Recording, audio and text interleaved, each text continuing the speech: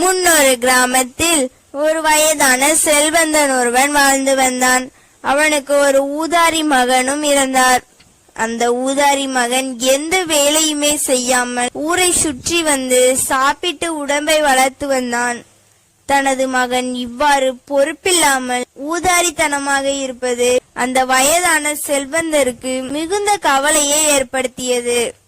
அவரும் பல முறை தன் ஊதாரி மகனுக்கு தொடர்ச்சியாக புத்திமதி சொல்லி வந்தார். ஆனாலும் அந்த ஊதாரி மகனின் நடவடிக்கையில் எந்த மாற்றமுமே ஏற்படவில்லை. அதனால் அவனுக்கு ஒரு திருமணம் முடித்துவிட்டால் தன் மகன் பொறுப்பானவனாக மாறிவிடுவான் என்று நினைத்து அந்த செல்வந்தர் அவசரமாக அவனுக்கு திருமண ஏற்பாடு செய்கிறார். ஆனால் அந்த ஊதாரிக்கு திருமணம் செய்து வைத்த பெண்ணும் பொறுப்பில்லாத ஊதாரியாகவே இருந்தாள். இதனால் மனமுடைந்து போன அந்த செல்வந்தர் கொஞ்ச நாளிலேயே இறந்து போய்விடுகிறார். தந்தை இறந்த பின்னர் அந்த ஊதாரி மகனும் அவன் மனைவியும் தந்தை சேர்த்து வைத்திருந்த சொத்துக்களை எல்லாம் விற்று சாப்பிட ஆரம்பித்தனர். ஒரு கட்டத்தில் மொத்த சொத்துக்களையுமே அவர்கள் விற்று தீர்த்து விட்டனர். இதன் பிறகு அவர்களை வறுமை வாட்ட ஆரம்பித்தது. சாப்பிடக்கூட வழி இல்லாமல் பல நாட்கள் பட்டினி கிடக்க வேண்டிய சூழலும் ஏற்பட்டது.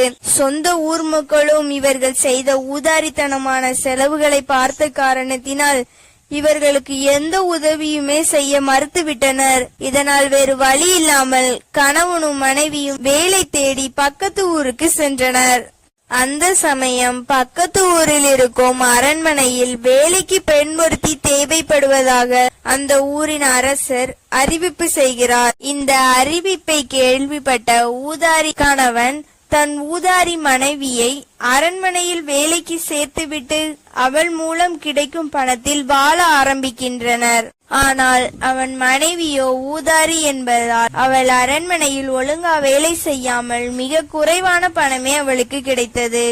அந்த குறைவான பணம் ஊதாரி கணவனுக்கும் மனைவிக்கும் போதுமானதாக இல்லாத காரணத்தினால் கணவன் மனைவி இருவரும் சேர்ந்து அரசரை ஏமாற்றி பணம் பறிக்க திட்டம் போடுகின்றனர். அதாவது அரண்மனைக்கு மன்னரை காண்பதற்கு தினமும் நூற்றுக்கணக்கான பொதுமக்கள் வருவார்கள். அவர்களுக்கு கேட்கும் விதமாக என் கணவர் தெய்வீக சக்தி பெற்றவர் என்றும் ஞான திருஷ்டி மூலம் ஜோதிடம் சொல்லுவார் என்றும் சொல்ல வேண்டும். அவளது பேச்சை நம்பி ஜோதிடம் பார்க்க வரும் பொதுமக்கள் ஏமாற்றி பணம் பறிக்கலாம், அதன் மூலம் சொகுசாக வாழலாம் என்று கணவன் மனைவி இருவருமே திட்டம் தீட்டினர். ஆனால் பொதுமக்கள் யாரும் அவளது பேச்சை நம்பி ஜோதிடம் பார்க்க வரவில்லை. இந்நிலையில் திடீரென ஒரு நாள் மன்னரின் பட்டத்து குதிரை ஒன்று காணாமல் போகிறது. எங்கு தேடியும் குதிரையை கண்டுபிடிக்க முடியவில்லை. இதனால் அந்த ஊதாரி பெண்ணின் கணவனிடம் ஜோதிடம் பார்க்க மன்னர் செல்கிறார். தனது அரண்மனையின் பட்டத்து குதிரை காணாமல் போய்விட்டதாகவும் அதை தங்கள் ஞான திருஷ்டி மூலம் கண்டுபிடித்து தர வேண்டும் என்றும் அந்த ஊதாரியிடம் வேண்டுகோள் வைக்கிறார். அந்த ஊதாரி ஜோதிடனும் கண்ணை மூடி சில மந்திரங்களை முணுமுணுத்துவிட்டு ஊருக்கு ஒதுக்குப்புறமாக உள்ள பாழடைந்த மண்டபத்தில் திருடர்கள் பட்டத்து குதிரையை கட்டி வைத்திருப்பதாக தெரிவிக்கிறான். உடனே மன்னர் தனது படைகளுடன் சென்று மண்டபத்தில் இருக்கும் குதிரையை கண்டுபிடித்து விடுகிறார். குதிரையை கண்டுபிடிக்க உதவிய அந்த ஊதாரி ஜோதிடனுக்கு நிறைய பரிசுகளை வழங்கி தனது அரண்மனைக்கு கூட்டு போய் தங்க வைக்கிறார். ஆனால் அந்த நாட்டின் அமைச்சருக்கு இந்த ஊதாரி ஜோதிடரின் மேல் ஒரு சந்தேகம் உருவாகிறது. இந்த சந்தேகத்தை மன்னரிடம் தெரிவித்து ஜோதிடனை சோதிக்க வேண்டும் என்று அவர்கள் மன்னரிடம் வேண்டுகோள் வைக்கின்றனர். மன்னரும் அமைச்சர்களின் வேண்டுகோளை ஏற்று ஜோதிடனை சோதிக்க முடிவு செய்கிறார். அதன்படி மன்னரின் கழுத்தில் அணிந்திருந்த காசு மாலையை கண்டுபிடித்து தருமாறு அந்த ஊதாரி ஜோதிடரிடம் மன்னர் கோரிக்கை வைக்கிறார். அப்படி கண்டுபிடிக்க முடியாவிட்டால் கடுமையான தண்டனை கிடைக்கும் என்றும் மன்னர் எச்சரிக்கை செய்கிறார்.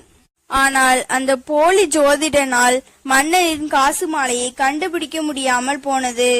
அவன் தவறை ஒத்துக்கொண்டு மன்னர் காலில் விழுந்து மன்னிப்பு கேட்கிறான். அவனது மன்னிப்பை நிராகரித்த மன்னர் அந்த ஊதாரிக்கு 500 சவுக்கடிகள் கொடுத்து ஊரை விட்டு விரட்ட ஆணையிடுகிறார்.